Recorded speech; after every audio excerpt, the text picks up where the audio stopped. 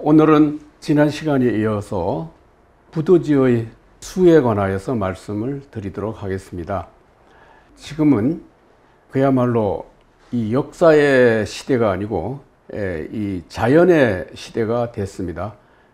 이 말은 무슨 말인가 하니, 이 코로나가 이렇게 3년 동안 지속되면서 우리 인간이 이 자연과 어떻게 살아야 할 것인가에 대해서 심각한 고민을 해야 될 순간에 서 있습니다. 지금 우리가 그 역사라는 기준에서 위선이 이런 말을 함부로 사용하면서 이 부도지 같은 문헌을 매도하고 있는데, 만약에 우리가 이 자연이라는 관점에서 볼 것 같으면 이런 환단곡이나 이 부도지 같은 이 책들이 더 우리에게 주는 의미가 깊고 넓다는 것을 알 수가 있습니다. 우리가 인간이 기원전 5, 6세기 전부터 소위 이 차축 시대라는 시대로 들어오면서 이성과 합리성을 추구하면서 이 역사를 기록하기 시작을 했습니다. 그렇지만은 우리가 알아야 될 사실은 이런 이성과 합리성 그 이전에 우리의 운해가 지배하던 이성과 감정이 이렇게 잘 균형이 되어 있던, 그 좌뇌와 우뇌가 잘 균형이 되어 있던 시대가 있었습니다. 그 시대를 선도문화라고 이렇게 얘기하는 것입니다. 물론 이 선도문화 이전에는 이 무속, 우리가 소위 샤머니즘 시대가 있었고, 그 다음에 이 선도 문화를 거쳐서 이제 이 철학의 시대로 접어드는데, 바로 이 선도 문화에서는 이 인간이 자연과 잘 조화되어 있었습니다. 그래서 이 역사를 기록하는, 또 자연을 기록하는 사서 가운데서도 불교 시각으로 쓰여진 사서가 있고요. 물론 이 삼국유사 같은 책입니다. 그 다음에 유교 시각에서 쓰여진 사서가 있습니다. 이 삼국사기라고 하십니다. 그리고 대부분이 이 그리스 서양에서는 호모 시대 이후에 쓰여지는 이런 책들은 이 역사라고 볼 수 있지만, 적어도 호모 시대 때의 그 책들을 볼 것 같으면은 인간과 자연, 인간과 이런 그 귀신의 세계, 그 다음에 현실과 가상이 이렇게 분리되어 있지 않던 시대가 있었습니다. 바로 부도지와 환단고기는 이 선도 문화의 산물이라고 보면 됩니다. 그러니까 우리가 유불선 삼교라고 할 때 유교 시각에 쓰여진 삼국사기, 불교 시각에 쓰여진 삼국유사, 그렇다면 우리가 이 선도 문화 시각에서 쓰여져 있는 이런 부도지 환단고기 같은 책이 있어야 되지 않겠어요? 이건 또 그리고 제가 모두에 말씀드린 대로 그야말로 지금 인간과 자연 간의 이 조화를 그러한 관점에서 기록한 것이 바로 이 선도 문화의 사서라고 볼 수 있습니다. 그러니까 유교나 불교 혹은 또 이런 철학의 시각에서 쓴 글에서 볼 때는 이 선도 문화 산물인 이런 사서들이 그야말로 비이성적이고 비합리적이고 그러니까 위서라고까지 이렇게 취급을 하고 있는 것입니다. 그런 시각에서 우리가 선도 문화, 인간과 자연의 조화라는 관점에서 이 부도지나 환단고기 같은 이 책들을 다시금 꺼내서 봐야 된다 하는 그것이죠. 부도지 23장에는 지난 시간에 말씀드린 1년 13개월, 한 달 28일 이런 달력이 사용되었다 하는 그 얘기를 말씀드렸고, 그러한 그 달력을 수적으로 그걸 갖다가 이 배경으로 삼고 있는 수들이 있습니다. 그것이 바로 이 삼정의 수라고 이렇게 얘기를 하는데요. 삼정의 수라는 것은 바로 성수, 법수, 채수. 그러니까 성수라는 것은 147, 이 법수라는 것은 258, 이 채수라는 것은 이 369다 하는 그것입니다. 이 숫자들이 우리가 알려져 있는 하도낙서 숫자에는 드러나 보이지를 않는 숫자이기 때문에 우리에게 익숙하지 않는 것 같지만 그 하도낙서 그 이면에 숨겨져 있는 그 한마디로 말해 explicated, 그 외향적이 아닌 implicate, 그게 암묵적으로 숨겨져 있는 수들이 있습니다. 그것이 바로 247, 258, 369라고 하는 그것입니다. 이건 이제 제가 강의 마지막에서 말씀드린 이 테슬라라고 하는 사람이 바로 이러한 147, 258, 369로 가지고서 이것이 얼마나 이게 우리의 우주의 깊숙한 곳에 숨겨져 있는 비밀의 수라는 것을 이제 말씀드리고, 그리고 뭐 하여튼 2000년 이상 이 심리학을 지배하고 있는 애니어그램도 바로 이 3정의 수에 기초를 두고 있다고 하는 것이고요. 바로 이 3정의 수를 한마디로 요약하면 바로 회회첩첩입니다. 그러니까 회회, 저거는 회회라는 한자 모양 그대로 돌고 돈다. 그 다음에 첩첩이라는 첩첩삼중이라 하듯이 같은 비슷한 산이 겹겹이 쌓이는 것을 첩첩이라고 하지 않아요? 그래서 회해첩첩이다. 그래서 이걸 수학적으로 얘기하면 회해라는 것은 이런 회전하는 대칭을 얘기하는 것이고, 첩첩이라고 하는 것은 서로 이렇게 거울 앞에 마주 섰을 때 거울에 거울을 자꾸 반역하면 첩첩이 같은 모양이 반복되지 않아요? 그래서 이걸 거울 대칭, 반영 대칭. 그래서 우주 속에 있는 두 가지 중요한 대칭, 회해첩첩. 그리고 우리 부도지에서는 회해첩첩이라 이런 말을 썼어요. 그리고 우리 결의 을이 뭐냐, 우리 을과 정신이 뭐냐 할 때 첫째도 둘째도 먼저 그걸 수로 나타나야 됩니다. 수로 나타낸 다음에, 그래서 천부경은 거의가 3분의 1이라는 글자가 전부 수로 되어 있지 않습니까? 수로 나타난 다음에 그 다음에 뭐냐면 글로 나타내야 되고, 또 그 다음에 기호로 나타내야 된다 하는 거죠. 그러니까 상과 수와 사, 이게 이제 트로이카 삼위일체를 이루어야 된다고 하는 것인데, 바로 이러한 선도 문화를 배경으로 하는 이러한 문헌들은 거의가 다 이 상수사가 잘 조화되어 있고요. 그래서 수학이라 그러면 최첨단인 것 같지만 도리어 원시인들은 가장 먼저 생각하는 것이 수를 먼저 생각했어요. 그리고 우리 일상생활 걸을 수 있느냐, 이룰 수 있느냐, 이렇게 하면서 수라는 말이 그냥 뭐 하루에 몇 번씩 사용할 겁니다. 그만큼 이 서양에서 말하는 그런 수학의 수와는 다른 차원의 수 개념이 우리는 일상생활 속에 우리의 그 을이 깊숙한 것에 자리 잡고 있었다는 거. 그래서 결의 을과 수를 함께 생각해야 되고, 오늘 제가 말씀드리는 것은 바로 우리 결의 을, 그 속에 담겨져 있는 이 implicate, 숨겨져 있는 수가 뭔가, 을수에 대해서 말씀을 드리는데, 그런데 너무나 또 그 시작이 간단합니다. 그것은 즉 이쪽에 볼 것 같으면 여러분이 있는 자리에서 바로 왼쪽에 보면 구구단이 적혀 있습니다. 우리 초등학교 한 벌써 2학년, 저 기억으로는 2학년 때부터 이렇게 구구단을 외우기 시작하는데 너무 간단합니다. 2, 3은 6, 2, 4는 8, 3, 3은 9, 4, 7이 28 이거죠. 그러니까 9, 9, 81. 바로 그러니까 가로 세로에 1, 2, 3, 4, 5, 6, 7, 8, 9를 배열하고 서로 곱하기 한 값을 바로 이 대각선 칸에 적어 놓으면 이게 이제 구구단입니다. 근데 신기한 거 재밌는 것은 이 구구단이 소녀경에 들어있다 하는 거예요. 이상하죠? 이 소녀경이라는 건 남녀 상렬지사를 묘사해 놓은 이 책인데 어떻게 이 구구단이 들어가 있는가? 그러니까 이 남녀가 서로 관계를 할 때 바로 이 구구단을 1단에서부터 9단까지 다 끝날 때까지 지속해야 된다고 해서 바로 이 구구단이 소녀강에 들어가 있습니다. 아무튼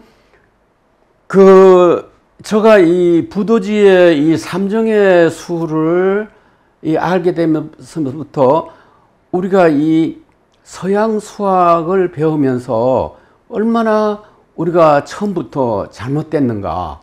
그러니까 초등학교 2학년 정도부터 벌써 구구단을 한다고 할 때 결국은 그 우리 수학에 지금 우리 교과서에 나오는 서양 수학의 제일 처음 발단은 이 구구단으로부터 시작한다고 볼 수가 있지 않겠습니까?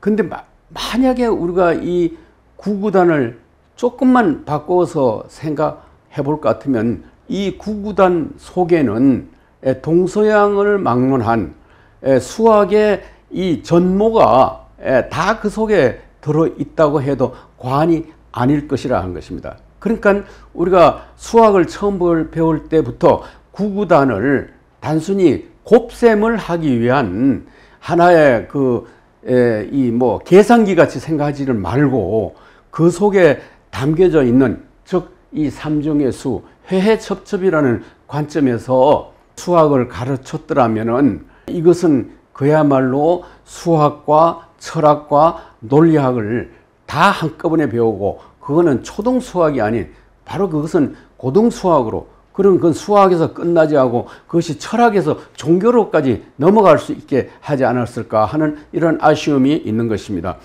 왜 그런가 하니 지금 있는 이 구구단을 바로 오른쪽과 같이 똑같은데 여기 보면 배열이 다릅니다. 여긴 전부 1, 2, 3, 4, 5, 6, 2, 4, 6, 8 이거 보면은 뭐 지금 이 구구단하고는 그 안에 들어가 있는 수가 완전히 딴판이에요. 바로 이것을 바로 이 바꿔놓는 이걸 가지고 구감산법이라 하는 것입니다. 구감산법.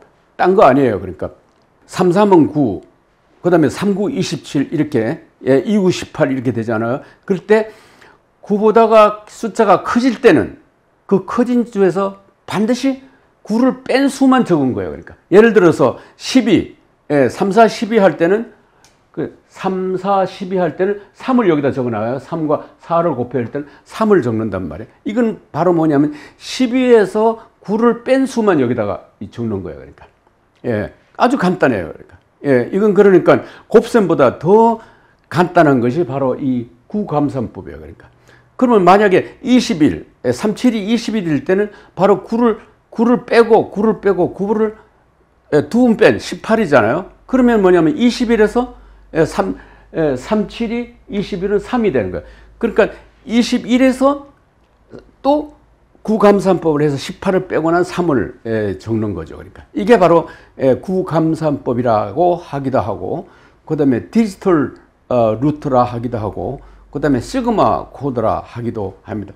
참 이 간단한 기법이 이 서양에서는 최근에 와서야 이 알려지기 시작을 했다고 하는 그것이죠. 그러니까 너무나도 단순해요. 그러니까 그런데 이상하지 않아요? 10자리 1단위 10자리 100자리가 있는데 이 구감산법에서는 그런 거 다 무시해버리고 그냥 단위를 무시하고 이렇게 막 합산을 해서 막 빼는 이런 이제 방법을 사용하는 거죠. 그러니까 아무튼 이 구감산법이라고 하는 것은 도리어 구구단 만들기보다도 더 쉬운 방법으로 만들어질 것 같으면 그러면 이제 9에다 9를 뺄 경우는 제로잖아요. 그때는 제로를 적지 말고 반드시 9를 적어야 됩니다. 그러니까 18도 9를 빼고 9를 두 번 빼야 되니까 그 18도 또 9를 적어야 돼요. 그러니까 여기 제로는 빼고 9보다 큰 수에는 9 혹은 9의 배수를 빼서 여기다가 적는 거다. 이건 이 구감산법은 제가 생각하기에는 구구단을 암산할 정도면은 초등학교 2학년도 그것을 충분히 해낼 수가 있다고 보는 것입니다. 만약에 이제 이 구감산법이 누구나 할 수 있고 여기에 대한 자신감을 갖는다면 그러면 지금부터 어떤 엄청난 세계가 여기에서 열려지는 것을 한번 보기로 합시다.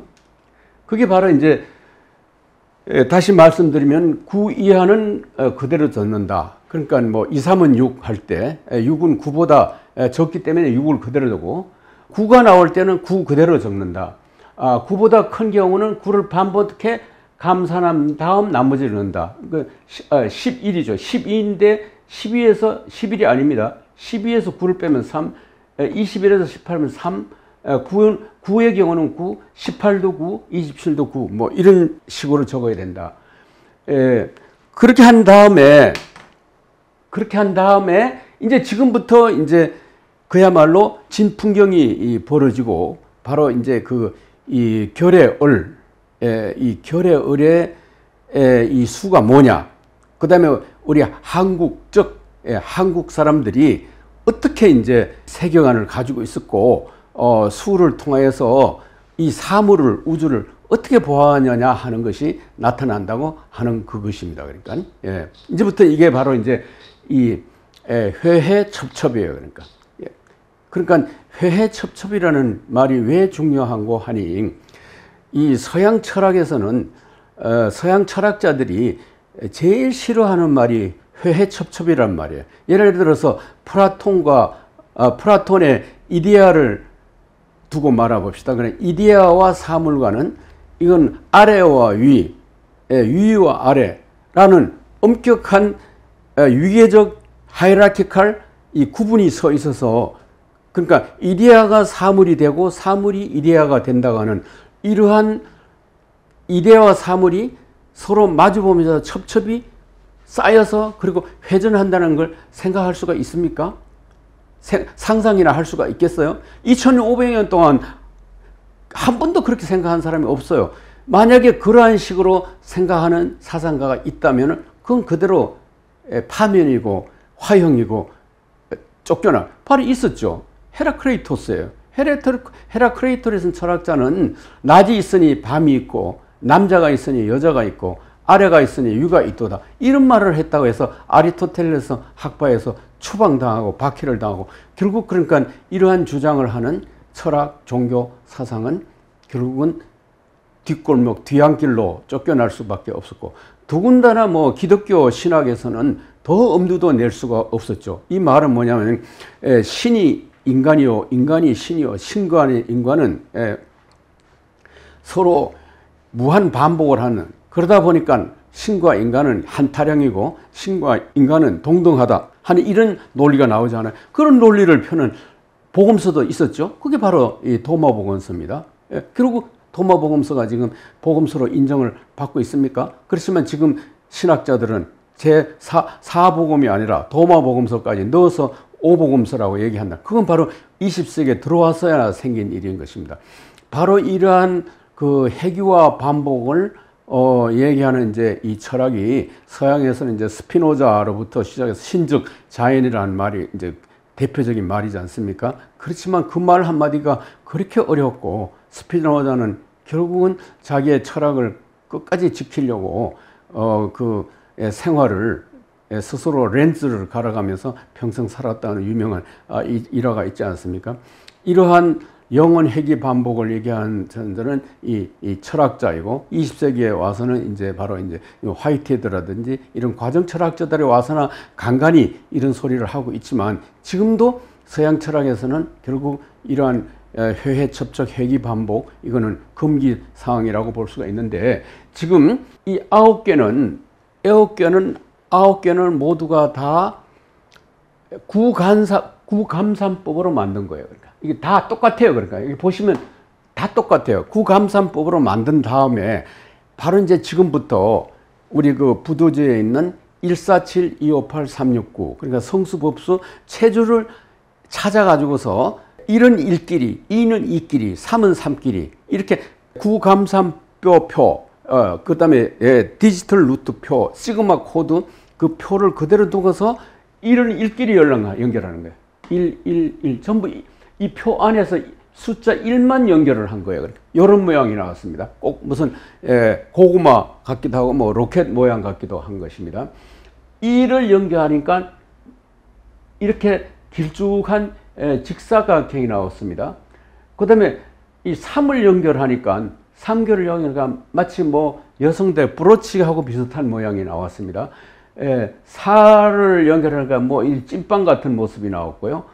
5, 그 다음에 6, 7, 8, 9. 그 다음에 이제 그러니까 1, 4, 7, 2, 5, 8, 3, 6, 9. 그러니까 성수, 법수, 채수가 바로 이제 디지털 루트. 그러니까 구감산법에 의하여서 모양이 나왔는데, 여기 보실 것 같으면은 법수의 2와 성수의 7이 모양이 똑같죠. 이제부터 이제 이게 중요한 겁니다. 그 다음에 이 성수의 1은 법수의 8하고 모양이 같습니다. 그 다음에 그러니까 제가 이제 이렇게 같은 것끼리 선을 이렇게 그어놨어. 그 다음에 이제 성수의 4는 법수의 5와 모양이 같습니다. 그러니까 147, 258, 성수와 법수. 이건 우리 결의 부도지에서만 얘기하는 거예요. 그러니까. 물론 율료지서 같은 책에도 147, 258, 369란 말이 나오고, 그 다음 명리학 가운데 구성기하에서 이제 147, 258, 369라는 숫자가 나오기는 합니다만은, 거기다가 성수, 법수, 채수라고 하는 이러한 명칭을 단 것은 제가 알기로는 부도지가 유일하지 않는가 이런 생각이 듭니다. 그러니까 여기 이제 그럴 것 같으면은 이 성수와 이 성수와 법수 간에는 이 보시는 바와 같은 아주 규칙적인 대칭 관계가 성립한다는 것이 밝혀졌죠. 그러니까 이걸 만약에 구구단을 그대로 두었으면은 이런 규칙성을 발견하지 못했을 것입니다. 여러분 잘 아시는 대로 케플러가 지동설을 주장한 이 배경에는 바로 이 모카2 토금수가 이 하늘을 그냥 불규칙적이거나 혹은 일직선으로 운동하는 게 아니라 이와 같이 다양차의 모습으로 어떤 건 사각형으로 돌고 있고 어떤 건 오각형으로 돌고 있고 이것이 바로 우주에서 천체들이 그 광대한 우주를 이 목성이 돌아갈 때에 이 회전하는 모양이에요, 전부 다 이게. 이걸 이제 여기에 그 케플러가 신념을 가졌잖아요. 그러니까 플라토의 이제 정다면체 이론이죠. 그러니까 여기에 신념을 가지고 그 처음에 케플러가 지동설에 대한 신념은 그 천문학 자체라기보다는 순수한 추상적인 기하학에서부터 신념을 먼저 가진 거예요. 그러니까 그 신념을 가지고 관찰을 하니까 바로 이 자기가 가지고 있던 그 추상적 관념하고 그것이 같다는 것이 증명이 됐죠. 그런데 여기 볼 것 같으면 3은 보세요. 369는 보세요. 여기는 성수하고 법수가 서로 대칭을 이루는데 이 369는 이게 아주 특이하지 않습니까? 한마디로 해서 369 그러니까 채수 안에서 3과 6이 모양이 같아요. 그러니까. 그 다음에 또 9는 더 기가 막힌 게 9는 뭐냐 하면은 자기 자체에서 요거도 9고 이것도 9예요. 그러니까 9 자체 안에서 9예요. 그러니까 우리가 이 채수라고 하는 그 채라는 말의 의미에 대해서 우리가 깊이 생각을 해야 됩니다. 이게 이제 이 채라는 말이 어떻게 이제 이 서양 영어로 번역이 되냐면 서양 철학을 지배하는 것은 바로 실체라는 개념입니다. 서브스턴스, 실체라는 개념이에요. 그러니까 바로 이 서양의 이 서브스탄스라는 말이 동양에 전달되니까 이 무지막지한 동양 철학자는 그걸 갖다가 실체라고 번역을 했습니다. 그렇기 때문에 우리가 실체라고 할 때는 그것은 마치 서양 철학들이면 변하지 않고 절대적이고 필연적인 그와 같은 어떤 마치 더 쪼갤 수 없는 굳건한 단단한 변하지 않는 그런 걸로만 실체라는 개념을 잘못 이해하게 되었고 그러다 보니까 이 서양 철학도 잘못 이해하게 되고 이 동양 철학도 왜곡시키는 결과가 나왔죠. 우리가 실체라고 할 때 이 체라는 것은 서양의 서브스탄스와는 정반대로 만약에 우리가 이 부도지에 있는 그 채수라는 관점에서 볼 때는 이건 자기가 자기를 지시하는 거예요. 그러니까 자기 지시적 이걸 다른 말로 하면 자기 언급적 그 다음에 그러니까 셀프 레퍼런스 자기 지시적 자기 언급적이라 하는 거예요. 그러니까 여기는 볼 것 같으면은 이 성수하고 채수는 타자 응급적이에요. 보시다시피 서로 같은 것이 성수에서 채수, 채수에서 서로 다른 그 계열에서 서로 대칭을 이루지만 이 369만은 3과 6과 3이 이 채수 안에서 모양이 같아졌고, 더군다나 뭐냐면 구라는 것은 구 자체 안에서 결국은 같아졌어요. 그러니까 이렇게 다른 것끼리 마주보고, 그러니까 이거는 만약에 이 성수가 성수 1이 거울을 들여다봤을 때는 법수 8과 같아요, 모양이. 예. 이 좌우가, 이거 보세요. 이건 이렇게 누워있지만, 이렇게 누워있잖아요. 마치 거울을 들여다봤을 때 좌우가 바뀌는 것과 똑같이, 이건 그러니까 서로 거울 대칭을 하고 있는 거예요. 그러니까. 이건 이런 거 가서 첩첩이라고 얘기하는 거니까. 예. 그에 대해서 이 369는 자기가 자기 자신을 반영한다 이거죠. 그러니까. 이걸 패러닥스라고 하는 거예요. 그러니까. 보는 것과 보여지는 것은 서로 달라야 되는데, 보는 것이 보여지는 것이고 보여지는 것이 보여지는 것이라서, 그래서 주객이 분리가 안 되는 거죠. 그러니까 이게 자기 지시성, 자기 응급성이라는 것은, 이것은 항상 이 패러닥스를 조장하는 주범이다 하는 거죠. 그러니까 우리가 옛날 같으면 식당이나 뭐 이런 음식 들어가면 내가 이제 객으로서 식당에서 이제 이 음식을 서브해주고 날라주잖아요. 그렇지만 이것은 셀프 서비스라는 것은 내 자신이 주객이 같아져 버리는 거. 뭐 이런 현상. 아주 이거는 중요한 개념이고, 바로 이걸 러셀 같은 사람은 이걸 이해하지 못하는 게 우리 현재 인류들의 가장 큰 맹점이고 약점이라고까지 했어요. 근데 사람들이 귀찮아서 이런 자기 응급, 자기 지시적인 거, 이거 아주 그냥 아마 생각이 귀찮고, 막 이건 어떤 뭐 정신질환자들이나 생각하는 것이고, 또 여기에서 정신질환이 생기는 것도 사실이고요. 그러니까 제가 이제 여러 차례 많은 곳에서 강의하고 설명을 하면서 이걸 사람들한테 이해시키고, 제가 뭐 평생 지금 써온 것도 뭐 책은 한 30권 된다 하지만 계속 이걸 사람들한테 어떤 방법으로든지 이해시키는데 지금 난망이에요. 지금 의식 수준으로는 인간이 여기 도달하지 못하고 있는 것 같아요, 평균적으로. 그렇지만 우리의 이 컴퓨터라든지, 컴퓨터를 발명한 그 튜링의 그 계산기라든지, 이 우리가 4차 산업 시대, 정보화 시대는 모든 게 이렇게 자동화, 오토마테이션 되어 있고, 이 자기 응급적이고 자기 지시적인 것입니다. 벌써. 그러니까 우리 인간만 변하고 있지 않죠. 우리가 살고 있는 이 정보화 시대의 모든 기계들은, 기계가 도리어 우리보다도 더 이런 패러닥스적인 역설적인 사고를 하고 있는 거예요. 그래서 인간이 바로 이 알파고에서 인간이 그 바둑이한테 지는 이유가 바로 여기 있어요. 그러니까. 예. 인간이 그러니까 아직도 이걸 이해하지 못하는 수준에 머물러 있기 때문에, 그리고 기계는 벌써 그러한 논리를 사용하고 있기 때문에 인간이 지는 거예요. 그러니까 아무리 이걸 깨우치려 해도 사람들이 깨우치려고 하지를 않아요. 그러니까.